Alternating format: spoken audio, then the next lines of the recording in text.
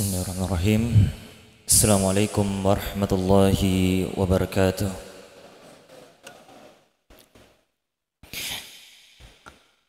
Innal hamdalillah nahmaduhu wa nasta'inuhu wa nastaghfiruh wa na'udzu billahi min shururi anfusina wa min sayyiati a'malina. Man yahdihillahu fala mudilla lahu wa man yudlil fala hadiya lahu. Asyhadu an la ilaha illallah wahdahu la syarika lah wa asyhadu anna Muhammadan abduhu wa rasuluh. Allahumma salli wa sallim ala nabiyyina wa ala alihi wa ashabihi wa man tabi'ahu bi ihsanin ila yaumiddin. Hadirin rahimani wa rahimakumullahu ta'ala jami'an. Pertama-tama mari kita memanjatkan puji dan rasa syukur kita kehadirat Allah Subhanahu wa ta'ala, karena kembali pada malam hari ini Allah Subhanahu wa ta'ala memberikan nikmat keimanan di dalam dada-dada kita, sehingga keimanan itulah yang membuat kita bisa berangkat dari rumah kita ke masjid ini untuk melaksanakan ketaatan kepada Allah Subhanahu wa ta'ala. Dan juga salawat dan taslim senantiasa kita curahkan kepada Nabi kita Nabiullah Muhammad sallallahu alaihi wasallam, kepada seluruh sahabat-sahabat beliau, keluarga-keluarga beliau, serta mereka yang senantiasa berjalan di atas sunnah beliau sampai hari kiamat kelak. Jemaah salat tarawih yang insyaallah dirahmati oleh Allah Subhanahu wa taala. Ternyata sungguh sangat terasa bahwasanya kita ini sudah berada di penghujung akhir-akhir dari bulan suci Ramadan. Kita sudah berada di malam yang ke-22. Namun yang mungkin jadi pertanyaan kita sekarang, bahwasanya bagaimana dengan keadaan kualitas puasa-puasa kita, kualitas bacaan Al-Quran kita, ataupun ibadah-ibadah yang lainnya. Itu yang ingin kita pertanyakan. Karena pada hakikatnya ketika Allah Subhanahu wa ta'ala memerintahkan kita untuk berpuasa, mewajibkan kepada kita semuanya untuk melaksanakan ibadah puasa ini, itu ada tujuannya. Tidak serta-merta Allah Subhanahu wa ta'ala memerintahkan kita sesuatu itu tanpa tujuan. Untuk puasa itu sendiri, Allah Subhanahu wa ta'ala berfirman di dalam Al-Quran, ya ayyuhalladzina amanu kutiba alaikumus-shiyam. Panggilan dari Allah Subhanahu wa ta'ala untuk mereka yang merasa memiliki keimanan kepada Allah Subhanahu wa ta'ala. Apa kata Allah? Ya ayyuhalladzina amanu. Wahai orang-orang yang menyatakan dirinya beriman kepada Allah Subhanahu wa ta'ala, kutiba alaikumus-shiyam, diwajibkan atas kalian untuk berpuasa, kama kutiba alal ladzina min qablikum, sebagaimana juga puasa itu dahulu diwajibkan kepada orang-orang sebelum kita. Yang menjadi syahidnya di sini, yang menjadi tujuannya ketika Allah Subhanahu wa ta'ala merintahkan kita untuk berpuasa, yaitu tujuannya adalah akhir dari ayat ini, yaitu la'allakum tattaqun, yaitu agar kita menjadi hamba yang bertakwa kepada Allah Subhanahu wa ta'ala. Jadi perintah Allah Subhanahu wa ta'ala yang mewajibkan kepada kita untuk melaksanakan ibadah puasa, ya kecuali mungkin orang-orang yang memiliki uzur, ya seperti mungkin dia sakit atau dia lagi bersafar, boleh bagi dia untuk meninggalkan puasa tetapi dia ganti di hari yang lain. Tetapi kalau orang yang tidak melaksanakan ibadah puasa ini dan tidak ada uzur baginya, maka dosa yang dia dapatkan ketika dia meninggalkan puasa ini. Dan apa tujuannya Allah Subhanahu wa ta'ala mewajibkan kita untuk berpuasa, yaitu la'allakum tattaqun, agar kita menjadi orang yang bertakwa. Dan apa kata Rasulullah sallallahu alaihi wasallam tatkala dia ditanya amalan apa yang akan banyak memasukkan manusia itu ke dalam surga? Yang pertama adalah takwa Allah, adalah ketakwaan kita kepada Allah Subhanahu wa taala. Allah Subhanahu wa taala juga berfirman di dalam Al-Qur'an sebagaimana gambaran kepada kita semua tentang bagaimana si orang-orang yang bertakwa itu. Inna akramakum indallahi atqakum.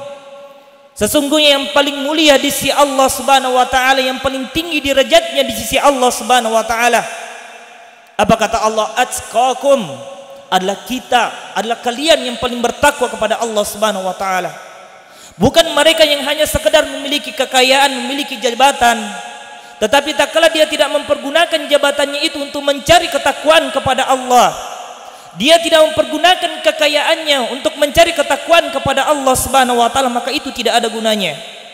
Apa kata Allah Subhanahu wa taala? Wala tuhzini yauma yab'atsun. Ya Allah, kita memohon, ya Allah, jangan kau hinakan kami di hari berbangkit. Hari berbangkit itu adalah hari apa? Hari yauma la yanfa'u malun wala banun. Hari yang tidak ada lagi manfaatnya harta benda dan juga keturunan yang kita bangga-banggakan ketika kita hidup di muka bumi ini. Apa kata Allah? Illa man atallah, kecuali mereka yang datang menghadap kepada Allah Subhanahu wa taala biqalbin salim, dengan hati yang selamat. Kata ulama kita, apa hati yang selamat itu? Hati yang selamat adalah hati yang dipenuhi dengan ketakwaan kepada Allah Subhanahu wa taala. Jadi kalau kita memang ingin sungguh-sungguh menggapai keutamaan-keutamaan ini, ingin menjadi orang yang mulia di sisi Allah Subhanahu wa taala, orang yang ingin menjadi orang yang diselamatkan oleh Allah Subhanahu wa taala di hari kiamat, yaitu perbaiki ketakwaan kita kepada Allah Subhanahu wa taala. Dan salah satu amalan yang bisa membuktikan ketakwaan kita kepada Allah adalah melaksanakan ibadah puasa itu sendiri. Dan sekarang yang jadi pertanyaan, kita sudah berada di malam yang ke-22. Bagaimana kualitas puasa kita kepada Allah Subhanahu wa taala? Apakah puasa kita hanya sekedar menahan lapar dan haus? Apakah puasa kita hanya sekedar menahan dahaga kita, menahan sedikit waktu kita untuk tidak makan dan minum? Apakah hanya seperti itu puasa kita? Tetapi sungguh puasa ya yang baik dikata ulama kita malah mereka yang juga menjaga diri mereka dari hal-hal yang diharamkan oleh Allah Subhanahu wa taala. Mereka menjaga matanya dari melihat-melihat apa yang diharamkan oleh Allah Subhanahu wa taala. Menjaga lisannya untuk tidak mencaci saudaranya, menjaga lisannya untuk tidak mengguncing membicarakan apa yang menjadi kekurangan dari saudaranya. Itu semua adalah bentuk puasa, menahan diri kita dari hal-hal yang bisa mengundang murka Allah Subhanahu wa taala. Namun jamaah yang dimuliakan oleh Allah Subhanahu wa taala, agar kita bisa lebih termotivasi lagi untuk menggapai ketakwaan kepada Allah Subhanahu wa taala, saya ingin menyebutkan beberapa ayat lagi tentang apa sih yang akan kita peroleh, tentang apa yang akan kita dapat tak kala kita ini bertakwa kepada Allah Subhanahu wa taala. Tak kala ketakwaan kita itu bagus kepada Allah Subhanahu wa taala, apa yang akan diperoleh oleh seorang hamba tersebut. Di dalam surah At-Talaq, Allah Subhanahu wa taala menjanjikan 3 balasan di kehidupan dunia. Ini baru di kehidupan dunia bagi mereka yang bertakwa kepada Allah Subhanahu wa taala. Apa kata Allah Subhanahu wa taala? Wa may yattaqillaha yaj'al lahu makhraja. Barang siapa yang bertakwa kepada Allah Subhanahu wa taala, yaj'al lahu makhraja, maka Allah akan memberikan dia makhraja. Apa itu makhraja? Yaitu jalan keluar di setiap permasalahan yang ia hadapi. Kita ini manusia biasa, tiap hari kita ketemu dengan masalah. Belum masalah pekerjaan kita, masalah di rumah kita, masalah dengan anak dan istri kita. Dan untuk mendapatkan solusi dari semua permasalahan ini adalah dengan ketakwaan kita kepada Allah Subhanahu wa taala. Di ayat yang lain Allah Subhanahu wa taala berfirman, "Wa man yattaqillaha yaj'al lahu min amrihi yusra."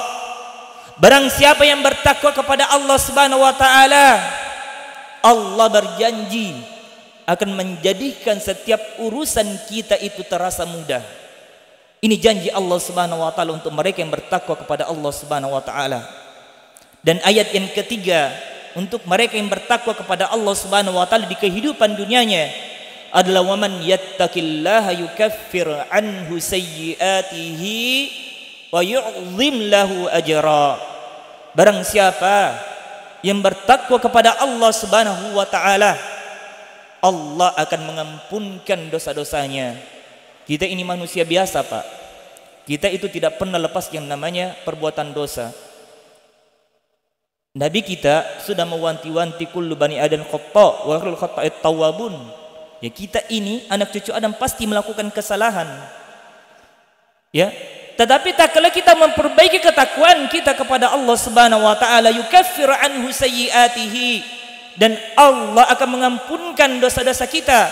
wa yu'zim lahu ajra, dan akan memberikan kita pahala yang agung disebabkan karena ketakwaan kita kepada Allah Subhanahu wa taala. Jadi itu janji Allah Subhanahu wa taala untuk mereka yang bertakwa kepada Allah Subhanahu wa taala di kehidupan dunianya. Lantas bagaimana dengan kehidupan kita di akhirat? Apa yang akan didapatkan oleh orang-orang yang bertakwa di kehidupan akhiratnya? Allah Subhanahu wa taala berfirman, "Lilladzina taqaw 'inda rabbihim." Untuk mereka-mereka yang bertakwa di sisi Allah Subhanahu wa taala, jannat, ada surga yang menanti mereka. Tajri min tahtihal anhar, yang dimana surga itu ada sungai yang mengalir di bawahnya. Jadi gambaran surga itu penuh dengan kenikmatan. Itu yang selalu kita ingat, bahwasanya surga itu penuh dengan kenikmatan. Dan orang-orang yang bertakwa akan menempati tempat ini khalidina fiha, dan dia tidak sekedar tinggal saja, tetapi dia akan tinggal selama-lamanya dalam surga tersebut. Dan apalagi balasannya bagi orang-orang yang bertakwa di kehidupan akhirat. Allah Subhanahu wa taala melanjutkan firman-Nya, wa azwajum mutahharah, dan juga pasangan-pasangan yang suci. Apa itu pasangan-pasangan yang suci? Itu berupa bidadari-bidadari surga. Yang kata ulama kita, andaikan bidadari surga itu dia memunculkan sedikit saja jari jemarinya di bumi ini, maka bumi ini akan penuh dengan bau semerbak wangi. Lantasan bagaimana wanginya bidadari-bidadari surga itu. Dan Allah Subhanahu wa taala mensifati bidadari surga di sini adalah mutahharah, adalah wanita-wanita yang suci. Bagaimana sucinya bidadari-bidadari surga itu? Yaitu dia tidak pernah disentuh oleh manusia, baik juga dari kalangan jin. Tidak ada lagi haid padanya, tidak ada lagi nifas baginya, tidak ada lagi keringat yang bau yang terkadang kita cium dari pasangan-pasangan kita. Bisa jadi seperti itu. Tapi kalau bidadari surga, tidak ada lagi hal-hal yang buruk yang kita dapati padanya. Jadi ini gambaran ya untuk mereka-mereka yang bertakwa kepada Allah Subhanahu wa taala. Selain surga yang akan didapatkan di kehidupan akhirat, Allah juga menyiapkan mereka pasangan-pasangan, dan mereka akan kekal di dalam sana. Dan yang terakhir, firman Allah Subhanahu wa taala di ayat ini adalah waridwanun minallah, yaitu keridhaan dari Allah Subhanahu wa taala. Sekarang apa itu keridhaan Allah Subhanahu wa taala? Jamaah yang dimuliakan oleh Allah Subhanahu wa taala. Keridhaan Allah Subhanahu wa taala yang dimaksudkan di dalam ayat ini, kata ulama kita, yaitu tak kala nanti di hari kiamat kelak seluruh penghuni surga dikumpulkan. Kemudian Allah Subhanahu wa taala akan membuka hijabnya dan menampakkan dirinya di depan kita semua.